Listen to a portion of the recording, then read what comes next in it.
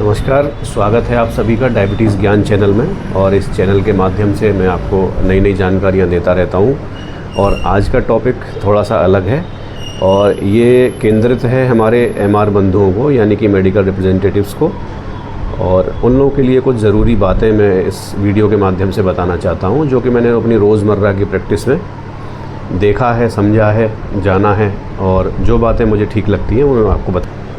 इस वीडियो को कुछ पॉइंट्स में डिवाइड किया है मैंने, 1 से 10 तक कुछ पॉइंट्स हैं और उसके थ्रू ही हम इस पे प्रकाश डालेंगे। तो शुरू करते हैं। नंबर 1, सबसे पहली जो चीज़ होती है वो एंट्री और ग्रीटिंग। यानी आप किसी डॉक्टर के चैम्बर के अंदर जा रहे हैं कॉल के लिए, तो हल्का सा नॉक करें और जाके ग्रीट करें, गुड मॉर्निंग, गुड आफ्टरनून या गुड इवनिंग, जैसे भी टाइम हो। बहुत से एमआर क्या करते हैं,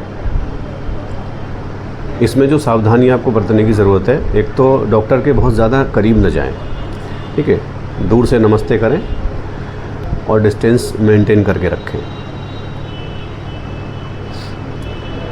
बहुत से लोग क्या कोशिश करते हैं कि हैंडशेक करना चाहते हैं। देखिए, डॉक्टर के साथ आपकी रेपो अगर बहुत पुरानी है, आपके ताल्लुकात बहुत पुराने हैं, आप मैनेजर लेवल पे पहुंच चुके हैं और 10, 15, 20 साल से आप मिल रहे हैं, तो एक अलग तरीके की बॉन्डिंग हो जाती है, तो उसमें तो चलता है।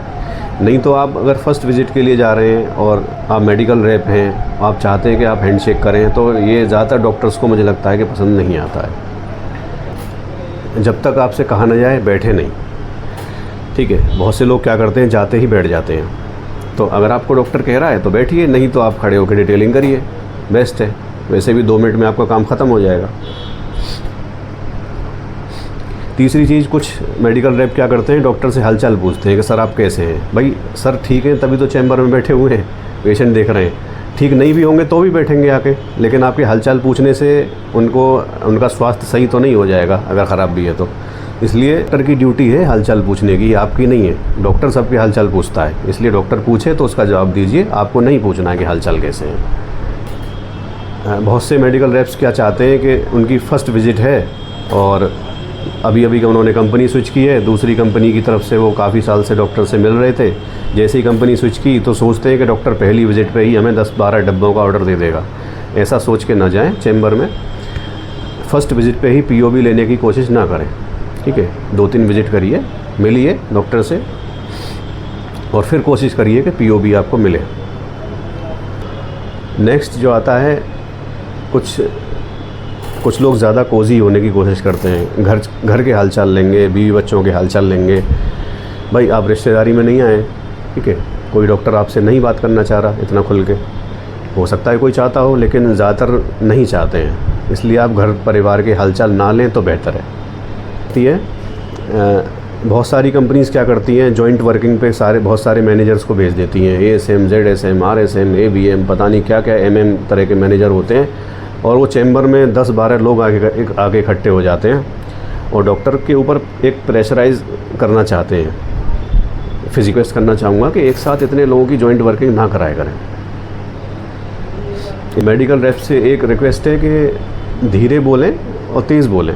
ज़रूरी नहीं है आप इंग्लिश में बोलें, आप हिंदी में बात करें, और जिस लैंग्वेज में आप अच्छी तरीके से अपनी बात समझा सकते हैं डॉक्टर्स को, उसमें समझाएं। डॉक्टर्स तैयार रहते हैं समझने के लिए। ये नहीं है कि वो चाहते हैं कि आप इंग्लिश में ही बात करें।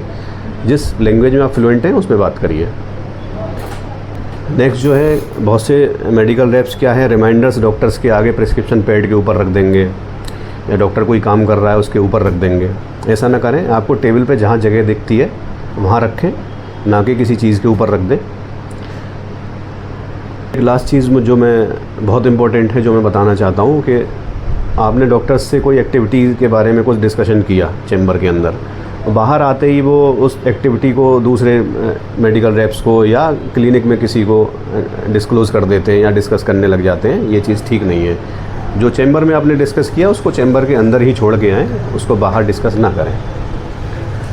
इस वीडियो के माध्यम से मैंने कुछ अपने पॉइंट ऑफ व्यू आपके सामने रखने की कोशिश की है। अगर आपको ठीक लगते हैं तो इनको अपनी प्रोफेशनल लाइफ में लेके आइए।